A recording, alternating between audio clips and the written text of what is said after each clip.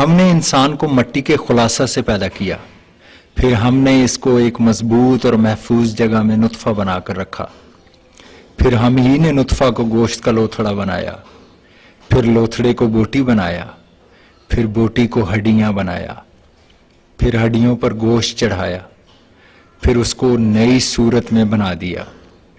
تو کیا بڑی شان ہے اللہ کی جو سب سے بہتر بنانے والا ہے۔ سورہ مومنون میں مذکور اللہ کی اس خوبصورت تخلیق کو پیدائش سے پہلے ہی بنا کسی جرم کے گرا دینا، جبکہ اس سے ماں کی جان کو خطرہ بھی نہ ہو، اسقاط حمل یا ابارشن کہلاتا ہے، جو اسلامی جمہوریہ پاکستان کے قانون کے مطابق جرم ہے۔ ناقص خاندانی منصوبہ بندی اور اللہ کی رحمت یعنی بیٹی کی پیدائش کو ناپسند کرنا ایسے عوامل ہیں جو اس غیر اخلاقی اور غیر انسانی فعل کے ارتکاب کا سبب بنتے ہیں۔ لیکن حالیہ حالات میں اس غیر قانونی اسقاط حمل کا ایک تیسرا سبب بھی پیدا ہو گیا ہے، اور وہ ہے جنسی بے راہ روی۔ ہمارے معاشرے میں کیبل، انٹرنیٹ اور غیر معیاری جنسی لٹریچر کے ذریعے تیزی سے پھیلنے والے جنسی بے راہ روی کے زہر نے سب سے زیادہ ہماری نوجوان نسل اور خاص طور پر کم عمر لڑکیوں کو متاثر کیا ہے۔ پیار، محبت اور جنسی شہوت کے طلسمی دھوکے میں آ کر دینی اور معاشرتی اخلاقیات کی حدود پار کر لینے کے بعد یہ کم عمر لڑکیاں جب بن بیاہی مائیں بنتی ہیں تو پھر یہ غیر قانونی اسقاط حمل ہی ان کی نجات کی واحد راہ ثابت ہوتا ہے۔ یہ مذموم عمل نہ صرف شہری بلکہ پاکستان کے دیہاتی علاقوں میں بھی کیا جا رہا ہے۔ اس کا انکشاف نیوز ون کی تحقیقاتی ٹیم کو تب ہوا جب یہ ایک دیہی علاقے میں واقع گورنمنٹ کے قائم کردہ بنیادی مرکز صحت میں کام کرنے والے ان صاحب سے ملی، جنہوں نے اپنی ساتھی خاتون سے مل کر پچھلے کچھ سالوں میں انہی دیہات میں رہنے والی کم عمر لڑکیوں کے 6000 سے زائد کیس نپٹائے ہیں۔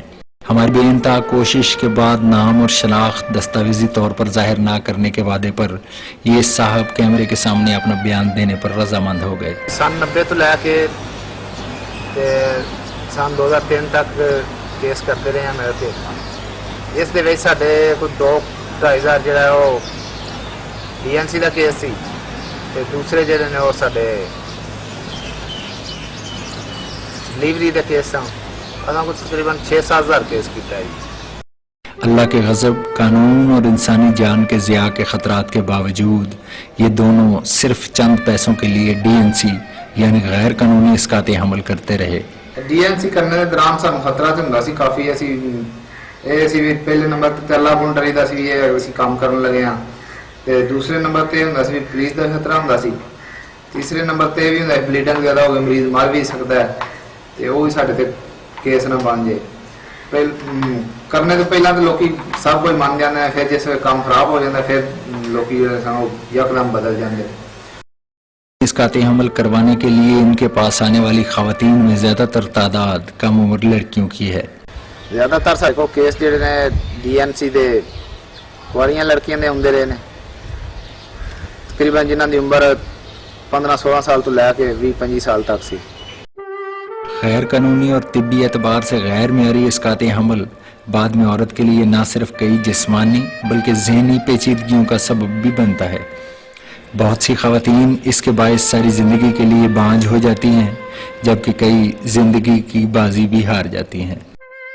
ہمارے ملک میں جو ہم نے دیکھا ہے کہ ایک سال میں تقریباً 1 لاکھ انلیگل ابارشنز ہوتے ہیں۔ اتنی مینٹل شاک میں چلی جاتی ہے جب ایک ماں بچہ ضائع کراتی ہے، یو کین ناٹ امیجن اس کے ساتھ کتنی اونرشپ ہوتی ہے، میں اور آپ تصور ہی نہیں کر سکتے۔ 1 لاکھ کے قریب ڈلیوریز ہوتی ہیں رفلی، جو ہمارا ایسٹیمیٹڈ ہے، ہماری سوسائٹی ایک ہے وہ اس نے سارا ریکارڈ رکھا۔